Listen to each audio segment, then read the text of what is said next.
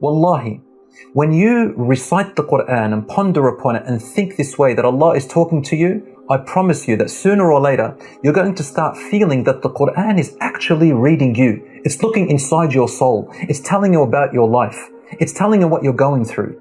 And it gives you solutions and guidance. And subhanAllah, wallahi, you feel an amazing feeling, and that feeling is actually your soul being revived. My brothers and sisters, there are people who recite the Qur'an and approach it with pondering and reflection, and they understand that it's reading them to the point where when they translate it into their life, they start to look at the commandments that are in the Qur'an and its prohibitions and its guidance, and they try to translate it into their life. One of the signs that you are becoming that person is when you find that you have something like a compass. When you hear something that Allah is pleased with, you find that you're drawn to it. When you hear something that Allah is displeased with, you automatically find yourself drawn away from it, whether it's with your eyes or your hands or your thoughts or your ears or your mouth or your company, subhanAllah. And that is one of the descriptions that Aisha radiallahu anha gave to the Prophet sallallahu alaihi wasallam when she was asked what kind of a man was he in character. She used to say, كَانَ قُرْآنًا يَمْشِي بَيْنَ النَّاسِ. He was a Qur'an that walked among the people. Don't you want to be something like that? And so that the Qur'an on the Day of Judgment can stand before Allah subhanahu wa ta'ala and say, oh my Lord, this person, this man or this woman, this servant of yours did not abandon me. And I bear witness for them, so protect them from the fire and let me be their guide towards paradise. This is the greatest dream for all of us, and this is our hope and aim, insha'Allah ta'ala.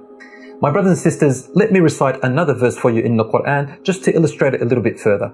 Allah subhanahu wa ta'ala said, أَفَلَا يَتَدَبَّرُونَ الْقُرْآنَ أَمْ عَلَىٰ قُلُوبٍ أَقْفَالُهَا. Allah says, do they not ponder and reflect upon the Qur'an? Or is it that their hearts have their own locks on them? SubhanAllah, when I first read this verse in my life, it really hit me hard. I thought to myself, what is this verse saying? And why is it talking about some special locks that are on the hearts? And I understood it in two different ways. From one angle, it's saying to me, if you never give yourself a chance to reflect and think about Allah's verses in the Qur'an, it is an indication that your heart may have its locks on it. And from the other angle, I thought, if you do give yourself the chance to reflect and think about Allah subhanahu wa ta'ala's verses in the Qur'an, then the locks that are on your heart will slowly become unlocked. So therefore, it's up to me.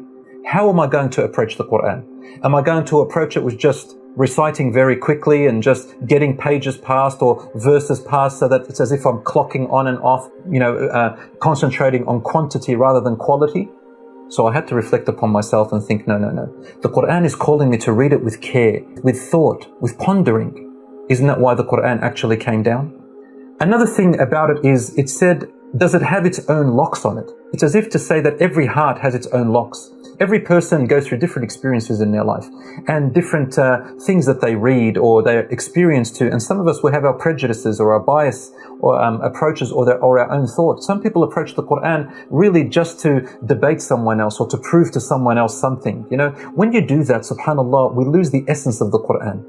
We lose that feeling of connectedness to the Qur'an, and it becomes more about an ego thing, some people. But if we approach it really with humbleness and with care, and by really looking at the Qur'an as something that's going to guide me, and trying to think about the verses as saying to me, wallahi, you're going to have a whole new experience with the Qur'an.